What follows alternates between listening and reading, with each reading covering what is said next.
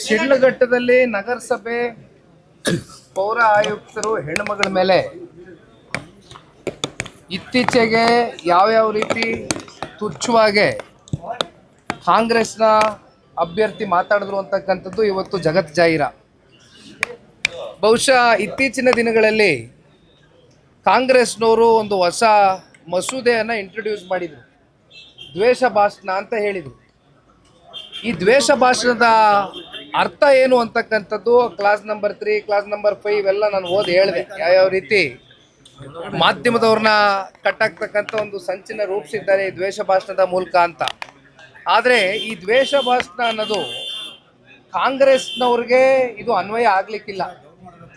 ಇದು ಪ್ರತಿಪಕ್ಷಗಳಿಗೆ, ಮಾಧ್ಯಮದ ಮಿತ್ರರಿಗೆ ಮಾತ್ರ ಇದು ಅನ್ವಯ ಆಗುತ್ತೆ. ಯಾರು ಸರ್ಕಾರದ ವಿರುದ್ಧವಾಗಿ ಪ್ರಶ್ನೆ ಮಾಡ್ತಾರೆ ಅವರ ಧ್ವನಿಯನ್ನು ಕಟ್ಟಾಕ್ತಕ್ಕಂಥ ಒಂದು ಕೆಲಸಕ್ಕೆ ಇದನ್ನು ಇಂಟ್ರೊಡ್ಯೂಸ್ ಮಾಡಿರ್ತಕ್ಕಂಥದ್ದು ಹೊರತುಪಡಿಸಿ ಇದು ಸಾಮಾಜಿಕವಾಗಿ ಇವತ್ತೇನು ದ್ವೇಷ ಭಾಷಣದ ಮೂಲಕ ಇವತ್ತು ಎಲ್ಲೋ ಒಂದು ಕಡೆ ಸಮಾಜ ಬೇರೆ ದೃಷ್ಟಿಯಲ್ಲಿ ಹೋಗ್ತಾ ಇದೆ ಅಂತಕ್ಕಂಥ ನಿರ್ಣಯದೊಂದಿಗೆ ಈ ಬಿಲ್ಲನ್ನು ಇಂಟ್ರೊಡ್ಯೂಸ್ ಮಾಡಿರ್ತಕ್ಕಂಥದ್ದಲ್ಲ. ಶಿಡ್ಲಘಟ್ಟ ವಿಚಾರಕ್ಕೆ ಸಂಬಂಧಪಟ್ಟಂತೆ ಸನ್ಮಾನ್ಯ ಕುಮಾರಣ್ಣ ಅವರು ಈ ಘಟನೆ ನಡೀತಾ ಇದ್ದಂಗೆ ಮೊದಲನೇ ದಿನಾನೇ ಆ ಹೆಣ್ಣು ಮಗಳಿಗೆ ಅಧಿಕಾರಿಗೆ ಫೋನ್ ಮಾಡಿ ಮಾತನಾಡಿದ್ದಾರೆ, ಅವ್ರಿಗೆ ಧೈರ್ಯ ತುಂಬಿದ್ದಾರೆ.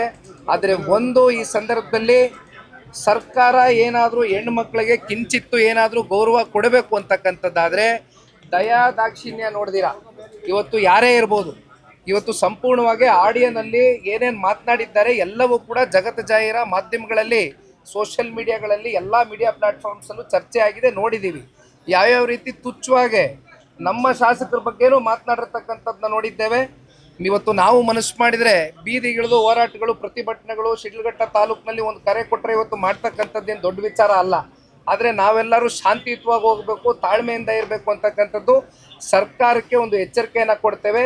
ಈ ಕೂಡಲೇ ಮುಖ್ಯಮಂತ್ರಿಗಳು, ಉಪಮುಖ್ಯಮಂತ್ರಿಗಳು ಇವತ್ತೇನು ಈ ವ್ಯಕ್ತಿ ಒಂದು ಹೆಣ್ಣು ಮಗಳ ಬಗ್ಗೆ ಒಂದು ದೌರ್ಜನ್ಯವನ್ನು ಎಸೆದಿದ್ದಾರೆ, ಒಂದು ಧಮಕಿಯನ್ನು ಹಾಕಿರ್ತಕ್ಕಂಥ ಪ್ರಕರಣ ಏನಿದೆ, ಇದಕ್ಕೆ ಈ ಕೂಡಲೇ ಅವರು ಆ್ಯಕ್ಟ್ ಮಾಡಲಿಲ್ಲ ಅಂತಕ್ಕಂಥದ್ದಾದರೆ ಜನತಾದಳ ಪಕ್ಷದ ಕಡೆಯಿಂದ ನಾವು ದೊಡ್ಡ ಮಟ್ಟದಲ್ಲಿ ಬೀದಿಗಿಳಿದು ಹೋರಾಟವನ್ನು ಮಾಡ್ತೇವೆ ಅಂತಕ್ಕಂಥದ್ದು ಈ ಸಂದರ್ಭದಲ್ಲಿ ಬಹಳ ಗಟ್ಟಿಯಾಗಿ ಹೇಳುತ್ತೆ.